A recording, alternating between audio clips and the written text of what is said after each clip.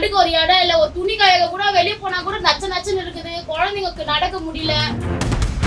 பாத்துட்டு போய் கூட என்னன்றாங்க, நாங்க இன்னும் ஒரு 2 மாசம் ஆகும் எல்லாம் சரி பண்ணா. 2-3 மாசம் ஆகுது. ரோடு போற இதேதான் சொல்றாங்களா கண்டி, ரோடு போட்ட பாடு கிடையாது. இந்த முந்தா நேரத்தை என்னமோ வந்து எடுத்து விட்டாங்க. எடுத்து விட்ட உடனே செடிங்களை எடுத்து விட்ட உடனே இன்னும் 2 ஊத்துக்கு தண்ணி. இவ்வளவு பிரச்சனை ஒரு இருக்கிறவங்க இருக்குதுன்னா அப்புறம் எப்படி நாங்களாம் வாழறது? அப்புறம் மட்டும் வந்து ஓட்டு போனா அது போன இது போன ஏன் வராங்க? தண்ணியா ஊத்துது, எல்லாம் வந்து பார்த்துக்கிட்டு தான் போறாங்க. பார்த்துட்டு போய் கூட என்னன்றாங்க, நாங்க இன்னும் ஒரு 2 மாசம் ஆகும் எல்லாம் சரி பண்ணா அப்படின்றாங்க. இது வரைக்கும் யாரும் இங்க வந்து பார்க்கல.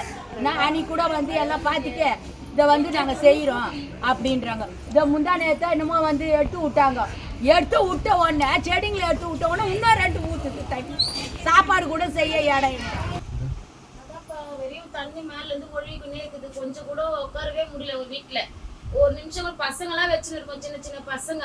அதுலதான் அடிக்கடி கரண்ட் போயிடுது. ஏற்கனவே மேல ஏற்கனவே இதுவாயிடுச்சு, அந்த ஃபேன்ல ரிப்பேர் ஆயிடுச்சு. சுத்தமா ஒண்ணுமே பண்ண முடியல. எப்ப பார்த்தாலும் ஒரு சின்ன மழை வந்தா கூட வீட்டுக்குள்ள ஒழுகுது.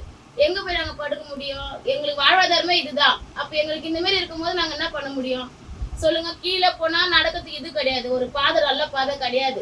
வெறியா நான் நச்சுன்னு உள்ள அப்படியே மெச்சு. அப்புறம் ஜுரம் வராம என்ன ஆகும் மக்களுக்கு சொல்லுங்க? எங்க பசங்களுக்கு அடிக்கடிக்கு ஹாஸ்பிட்டல் போய் எங்க காலம் போயிடும் போல. இப்படி எல்லாம் இருந்தா நாங்க என்ன பண்ண முடியும் சொல்லுங்க?